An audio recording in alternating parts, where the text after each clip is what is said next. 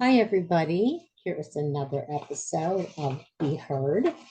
And today I am very happy to have as my guest, NancyGerman. And Nancy narrated my book, Unearthing My Irish Roots, which is on Audible and iTunes and Amazon and a few other places. And Nancy has been a voice actor for over 25 years, and she's voiced commercials for some big companies, Sony, Nissan, Neutrogena, a bunch. And Nancy, you've also enjoyed playing video game and animation characters, which is fascinating to me. Um, Award nominated, uh, what's the name of the studio? Taiko? Tycho. Taiko Yeah. Studios. Interesting, very interesting. Um, so my book, of course, is what you narrated for me, The Unearthing My Irish Roots, which is my second book. But besides my book, what other books have you narrated? I just finished one about financial fears for women, which Oh, was super interesting and really well done. And I'm gonna wow. get let's see. Also, I did some character work for Beatrix Potter, which was kind of fun. And I did four different women's voices for Anne of Green Gables, one of the offshoots Okay. of Anne of Green Gables. So the Facing Financial Fears book is by Sarah Carlson. It's really well done. Just came out. But I love the character work, honestly. That's something I'm getting into more, which I Mhm. didn't do in the beginning of my career. So it's just really fun to bring things to life, to bring stories to life. Yeah. And I just really enjoy it. And when did you start doing this stuff? Wow. It's been nearly 30 years. My son is 29 and 30 years.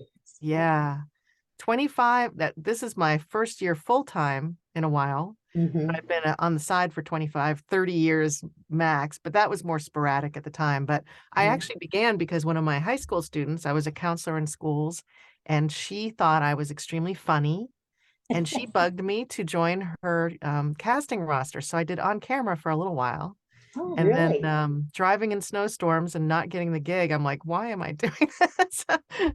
So I found out I could record from my house, and then everything changed. So, but it's been sort of a zigzag journey, to be honest. It Yeah. takes real persistence in this field to get where you need to go. And I still have a ways to go, but I'm doing well. So I I'm think enjoying you it. are. I think, Yeah. it's funny. You talked about not having to leave your house now to do stuff. Like 2020 really amplified that Yeah. And for opportunity. me, as a person in a rural area, it's leveled the playing field. So I am actually Absolutely. auditioning in LA. I'm auditioning all over the world, just like anybody. So it's kind of great. That's wonderful. Yeah. Well, 2020 had a big effect on me. And this is how I started my late career as an author. Hmm. And I always say to my husband, well, Grandma Moses, look at her. She had a late start.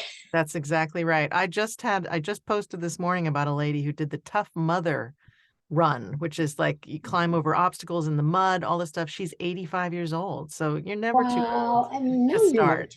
weren't. Did you Yeah, watch the Academy Awards by I any chance? did. I did. Don't you love Michelle's what she statement. Yes. said? Yes. There was a Do collective. not say that we're past our Yeah. prime. I loved it. Yeah, But there's a collective across the world. I think all yeah, women went, yes. yeah, I put right away, I put it on my Facebook page Yeah, for my book and my personal one. But um, and also a lot of the people that won were like first time winners and yeah, things like that, yeah. and people that had um, a dip in their career. The one I like Asian the guy, underdog. I'm an yeah, and underdog. Brendan Fraser's like, oh, I had all this stuff when I was young, and all of a sudden there was nothing for Yeah, years. I said, oh God, that was so yeah. It was an inspiring. inspiring one for me. Everybody I wanted to win pretty much won, except Yeah, the young girl from Everything Everywhere All at Once was phenomenal. And I'm sorry she didn't win, but well, she'll they have couldn't time. give them everything. They were Yeah, bringing yeah. No, everything. she's gotta work for a little more. Yeah. Yeah, it was really good. I really enjoyed that. So, so your next project, we just finished a project. Yes. So you don't have another one yet, do you? Lined up? Well, I do actually. Oh, They're personal projects though. My mother passed last I have a long story about this, but my biological okay. mother passed in January of last year. and she had written a book, co-written a book. So I'm working on that audiobook to get Wow. that into the world as an audiobook. And I've got the other author's permission. We're going to start that soon. But then I have my own book that I'm going to do at some point. I'm trying to figure out whether I should try to still get an agent first, do it self-publishing, or just do the audiobook and throw it out there and then see if I can do it. Well, here's my 2 cents. Yes. I had tried to go the ordinary suggested route that we always went in the past, I guess, with getting an agent and putting out inquiries and all this stuff. And, I got a couple, at least they responded. Yeah. Even to get a rejection letter is good because that means they at least saw what you put out. That's But right. then, no, I decided to self-publish when I found out Amazon had that Kindle Create app. Yeah. Right. It is phenomenal. Awesome. And I wrote the book as therapy, suggested by my therapist to do a chapter every night, because 2020 really made a dent in my moods and I have chronic depression and anxiety disorder, and my husband has Parkinson's. So I got a little cranky. I can imagine.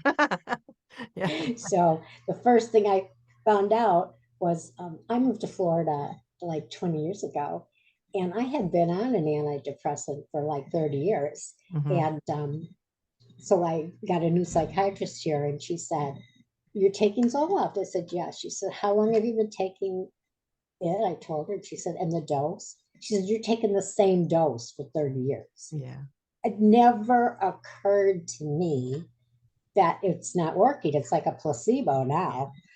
Yeah. We So change. I had to change medications. I was told to go to therapy. What a big difference it made. And then the book thing, I published that, and then I found like a new love. And I'm on my third book. It's like, wow. Yeah. But that helped me. That Kindle Create is a wonderful app, and it just formats everything for you. Now, you have to teach yourself things. Yes. You have to teach yourself, because my friends go, "How do you know how to do all that stuff?" I said, "I don't. I teach learn. myself as it comes along. I find out." Now I'm trying to fine tune podcasting, because I've been doing these videos and posting them on my YouTube channel and Facebook and all that. But now I'm learning how to just take the audio part out and make it an MP3, and then I'm getting a podcast channel, and it's like, oh my gosh. But learning and growing all the time. That's what we got to do. Yeah, if it's something you're interested in, it doesn't matter how old you are, or if your mind's not as bright as it was 50 years ago, you know what I mean? If you're interested. So anyway, all of us have stories of, I believe all of us have stories of overcoming obstacles to become the women we are today. And I'm wondering if there's something that you want to share that you're proud of overcoming, or a situation that may have seemed impossible at the time. Yeah, this is perfect. It actually leads into my book because I'm an adopted child. I had a wonderful life with my family that raised me, but I was very inquisitive and always wanted to know, always. But I was I was born in New Jersey, where it's a closed system. And so I had a closed file. I had my mother's first name and the state she was from and very little else. And I should never, ever have found her, but I persisted, and it took 43 years to find her. And I did. And from that, I found my siblings.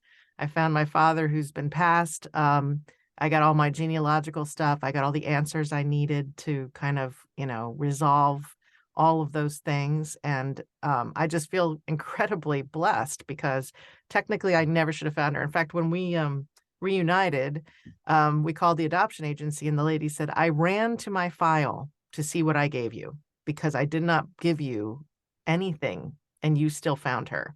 I said, "Yes, because you don't know me, but I'm the most persistent person you will ever find." I can compete with you. Yeah, I'm still the most persistent person practically you will ever find. And that's why I'm going after voiceover at the ripe age of 58. Yes, because why not? Right. And I don't like people telling me what I can't do. So I do it. Almost not out of spite, out of challenge. So I'm very proud of the fact that I beat the odds. I found my stuff. I found my people. It's given me a lot of peace. and it all happened. And my mom and I had 15 years together, my bio mom and I. Mhm. And then she passed. And I feel really good that we were able to kind of like have that resolution for each other. Absolutely. Yeah, she said she walked around lighter after I came and said to Oh, her, I've had a great life. I'm good. that's Thank good. you. Yeah, because my dad was adopted, Yeah. and we grew up as Italian. He was lied to, and he was Yeah. told that his adoptive, we call adopted father, whatever, the man who adopted him, told him he was really his father, Mm-hmm. and made it sound like he had a child, like a, an illegitimate child. I'm going to pause right there. I'm Sure. just going to pause. So I had my DNA. I sent it to Ancestry, and we grew up thinking that my father was half Italian and half Irish, and he hated the Irish. And my mother is full Italian, we think.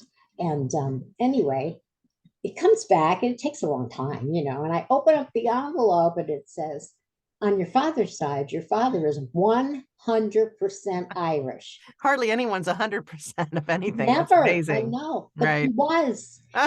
And both parents, biological parents, came from the same county, County Mayo in Ireland.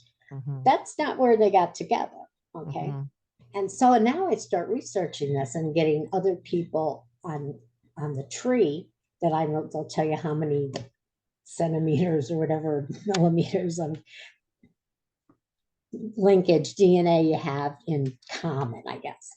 And I found a first cousin, Mm-hmm. and found out her father, who was my father's half brother, grew up 6 blocks away from us.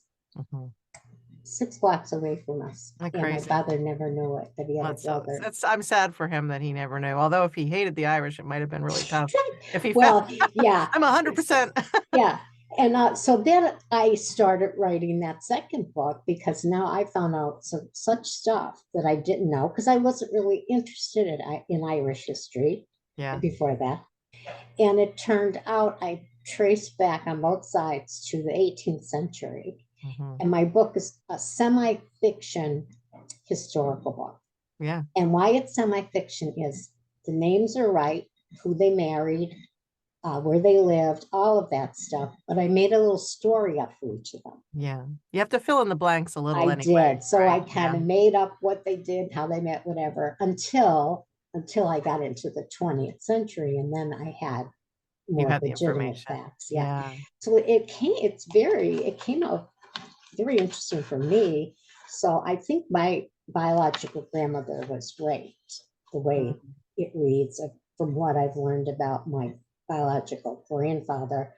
Um, so it's interesting though, because now I have this first cousin, and we're talking all the time and texting all the time.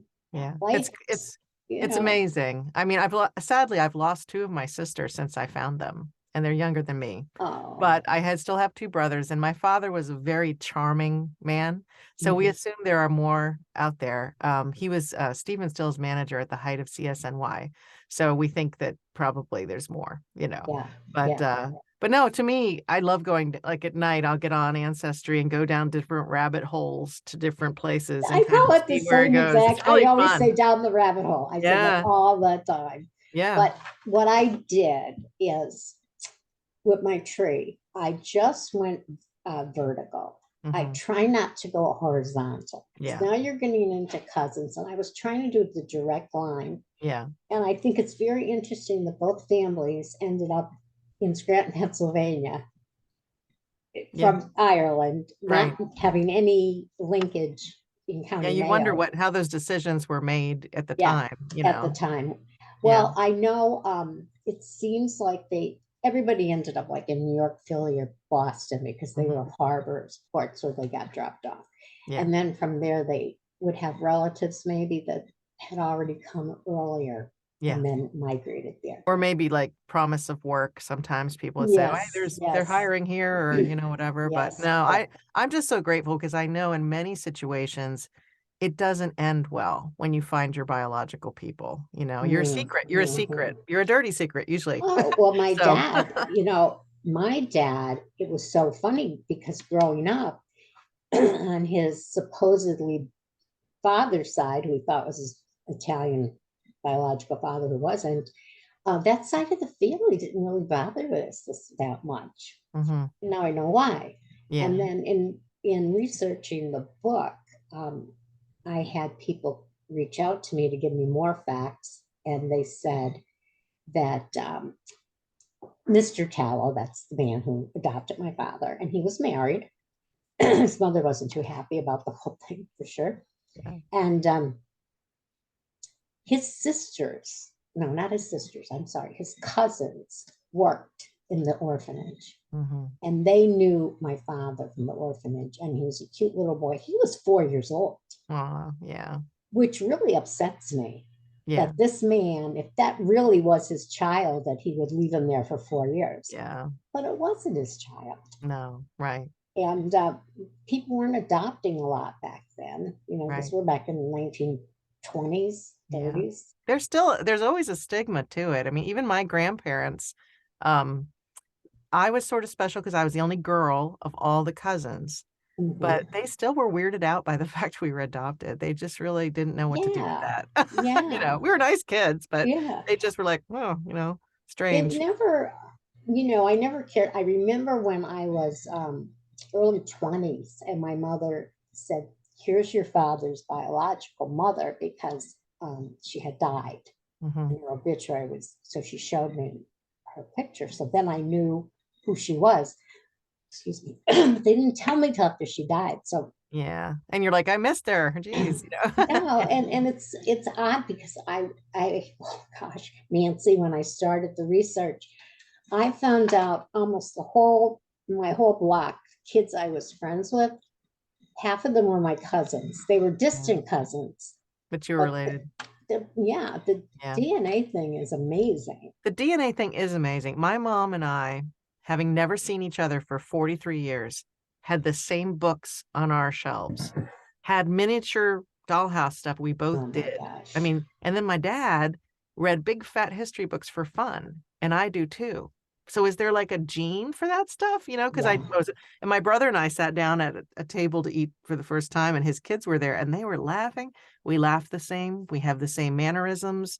We have the same interests, and we've never been together. So we could be a study. I went to Italy twice and looked up. Well, the first time I went, well, actually, both times I went, I still believed the lie that my father's father, came from Sicily and everything. Yeah. So those people became a big part of my life. And then I went to visit my mother's side, who definitely are biologically related. And I met people over there, and I said, "Oh my God, you look just like my Aunt Pauline." Like the one, my cousin's daughter. I said, "You look just like my granddaughter Vanessa." Like, it's amazing. It's eerie. It's very eerie how that happens, and you can't even explain it to yourself. Like, I never found anybody I looked like until I found my family. So it's pretty exciting because I mean, I have that face that people are like, "Oh, you look like my aunt, you look like my sister, you look like somebody," but I never found someone with my features, and we all had his eyes. All of us have his eyes. Now, were your biological mother and father together, or was this like a? It's hard to tell because it was a college fling of some sort, but my question is whether it was just a one-night stand or not, because she knew a lot more about him than you would. She knew his religion. They weren't together when you found them.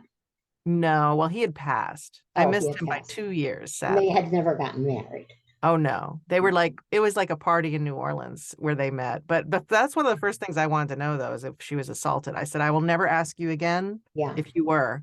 And she's had a cigarette in her fingers, and she goes, "Oh, honey, no, we were having fun." I'm like, how come you remember that, but you can't remember all this other stuff, So it was a challenge to find him as well. And the way I did that was to ask her permission to talk to one of her friends. And I said, maybe she'll remember something, and that was really helpful because those two women knew my father's brother and knew his name, and we narrowed it down in this big city of New Orleans to two guys. It could be. Now, once you did the DNA ancestry too, right? Yeah. Okay, so now, unfortunately, I was able to, because my father had passed. My sister had done DNA with him before he passed, which was great. So then I did DNA with her to prove I was his, because otherwise it would be hard to know, Oh, okay. All Yeah, right. that's how we did that. And my mom was great because she also gave her DNA because you needed both, you know. Yeah. So Yeah. yeah, That's so I was really great. happy to get that. And my other sister had never done DNA, so I pulled her into that so she could know for sure. Although we look just like him, so it's kind of silly, but just to know. No, that's wonderful. I mean, the Yeah. things we have available to us today, it's amazing. And I think getting back to the writing part, I think about authors like Shakespeare. I mean, it doesn't matter how great the writing was. He Yeah. wasn't discovered. He didn't make money. Right. It's like a lot of people got discovered after they died. And Yeah, it's poor like, Edgar Allan Poe, yes, it's I like love, that. he's one of my favorites. Me too. Everybody loves him, and now he would be an icon, but he's Yeah. penniless when he died. So And, sad. and even now, I have to say, like, I was able to self-publish and I'm doing marketing and I'm doing all that stuff and I like doing it. It's work, but I like it. And like I'm doing pretty good. Like I'm Good. getting royalty checks. They're That's not awesome. huge. They're Yeah. not huge, but 1 month it might be 200, 1 month it might be 22, Yeah. Right. But what gets me is if you're well known, if you're already a celebrity, you put out a book, oh, it's number one and it's sold Yeah. 1 million. And did you ever Yeah. look at some of these books? They're not well done. No, No. not really. And I'll brag a little bit. I have 42 5-star reviews on my Nice. first book.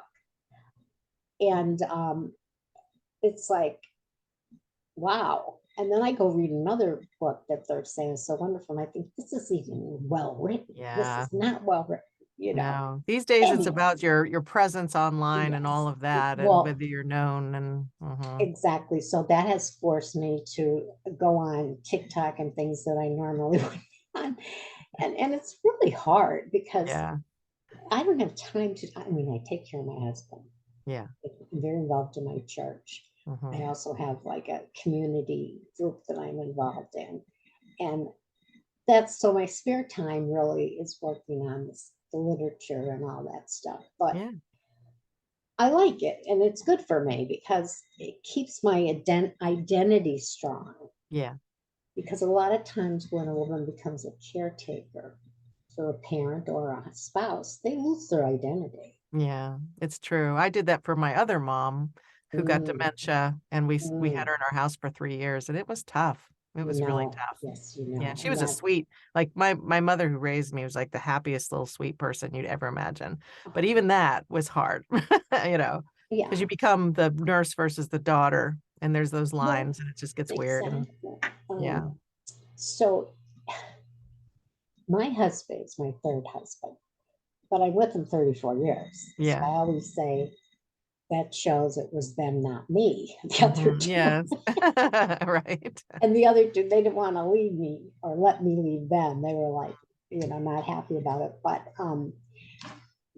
this time we're together, it's like I finally had someone I could depend on that took care of me, which I Yeah, didn't have the first part of my life. And anyway, he gets Parkinson's fine, but then it's mm, progressive, and mm, I think he's in stage 3, and he might be going to stage 4 soon. You yeah, don't know what Parkinson's. You just no, wake up on one day and it could be different. that's a terrible disease. But he had brain surgery for it, Mm. Oh, he did. and with the brain surgery, they put a battery in his chest, which is connected to wires that go into his brain. And a couple weeks ago, without warning, the battery died. Oh, Now he was as if he never had the surgery done. It was horrible. He couldn't hold a mm, fork, and he couldn't do anything. I had to help him mm, get into bed, and it was just awful. mm. But it made a big dent in his way he felt about Yeah, himself because he yeah. got scared. He got He was really feeling pretty good probably before He that. I was mean, doing yeah. very well. He had trouble buttoning his shirt, like certain things, Mm, and like tying his shoes. So we just got Velcro shoes, and I would like button his shirts and leave the top two open so it could go over his head. Like, you yeah, you deal. adjusting. Yeah, you adjust each thing. So when he saw so he was so bad, he was so upset. And so finally, took a couple weeks, but we got the new battery and he was back the way he was. And I said, now you know it was a good idea to get that brain surgery, right? Yes. Yeah. Yeah. But I said, honey, I had helped him get in bed physically, like push him in and stuff. Mm, And I said, I have to tell you now, look at, if you ever get that bad, because it is a progressive disease, I'm going to have to get some help. I'm going to have to have yeah. morning and night, get a couple hours. And I said, because I can't physically do this. No, lifting is really bad. Yeah. Yeah. Oh, I wasn't even lifting. He would get in Right. the bed, but his legs would be curled up, and he'd have to get him to straighten them and then push him Yeah. into the center. Oh, anyway, but I knew he felt really bad and depressed. So the Mm, other day, I gave him a hug and I said, "Honey, you know, you took really good care of me for 34 years. I think I yeah. can take care of you for the next 20." Yeah. I mean, That's I'm nice. 74. I mean, Yeah. you know, 20 years. You look How good, long we Marie, got to for go? I look good 74. for 74. Thank you. Thank you. And I didn't have any work done. Me It's, neither. and it's so funny you said that because my minister, who I'm very good friends with and very close to him, um, he had said to me after my book and everything, he said, you know, you have really blossomed in the last couple of years. I said, I think 2020 just changed a lot of people. Yeah. It made them think and do different things. So at least 4 times in the last month, I've had a woman at church come up to me and say, you keep looking younger and younger. Did you have something done? Oh, I'm insulted. You're I like, said, no, it's just not. my natural exuberance shining That's through. what it is. I Yes. said, that's what it is. But it's so funny. But Yeah. so this whole thing with writing we have this connection with the adoption thing. Yeah, I don't know how my dad would have taken the fact to find out that that man was not his real father. Yeah. Yeah. And I think that know, I don't know how the wife, um, how it was broached. I guess they couldn't have children and they wanted children. I Yeah. think it was his idea because they want, you know, macho Italian men. You had to have the son, one Yes. son. Right. Right. And but my grandmother that I never really knew her. Both those grandparents died. The father died before I was born, and I think I might have been 5 or 6 when the grandmother died. Mhm. But she used to tell him in Italian, "Go back to the putana that shit you out." That's so Nice sad. thing to tell a little kid, right? And he probably for 4 years he was like he didn't bond with people because he was in the orphanage. So Exactly. yeah, So, you know, so my horrible. father was an alcoholic, and Yeah. I think he had other issues too that were unresolved. You know? Yeah. I think adoptees do. I mean, I look at my siblings even and my one sister who passed unexpectedly and quickly and had kind of overdosed on the meds she was prescribed because she couldn't handle them. Hmm.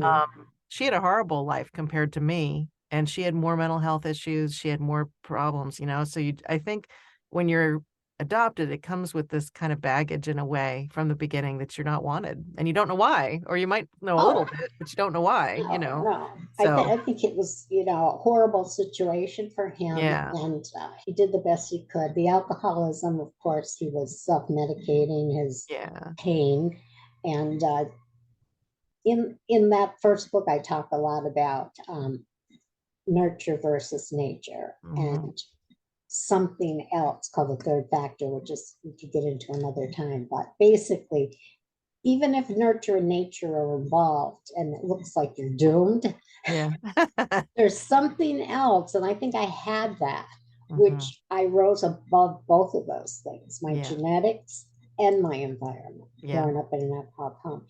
And and you know, I think some people have that and some people don't. yeah. And I If think you, for me, my genetics are a lot of alcoholism on both sides, a lot of mental health issues on both sides. yeah,